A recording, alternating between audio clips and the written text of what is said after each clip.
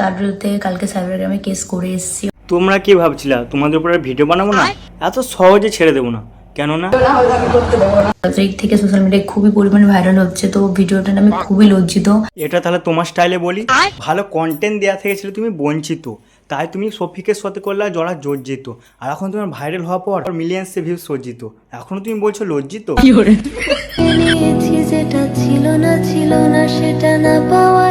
Mood খারাপ কেন?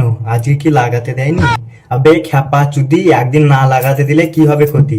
শরীরটা দেখ, জায়গাটা বেশ সুন্দর লাগছে বল। এত সুন্দর জায়গায় এবারে সুন্দর জায়গাটার উপর নজর পড়েছে, এই সুন্দর জায়গাটাকেও সফিকের মতো নোংরা করে দেবে। এরকম করিস না রে, এরকম সব জায়গা নোংরা করে বেড়াস না, একটা জায়গায় হাগ, সব জায়গায় হাগিস না। হাগার কথা বলছি না, আসলে অন্য কিছু। এসব করিস না, খারাপ নোংরা করতে হয় না। এলে বানা, তোরা কি এবার মেয়েতে মেয়েতে করতে লাগবি?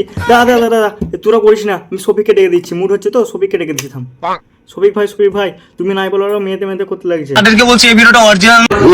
এ শালা বোকা জ্বালা, রাখ। আমরা টাইম স্পেন্ড করছিলাম, তো সেইভাবে মজার মজা আমরা ভিডিওটা করেছিলাম। ও মজা মানে ওই রকম করে করে? তাহলে আমরা এখন তো বড় হয়ে গেলাম, আমরা জানি না মজা কি করে করে। বন্ধুর সাথে ঘুরে বেড়াই, গাঁজা টেনে বেড়াই, বিড়ি খেয়ে বেড়াই, এটাই ভাবে মজা। মজা তো এদের সাথে করতে হয়। শিখালে ধন্যবাদ।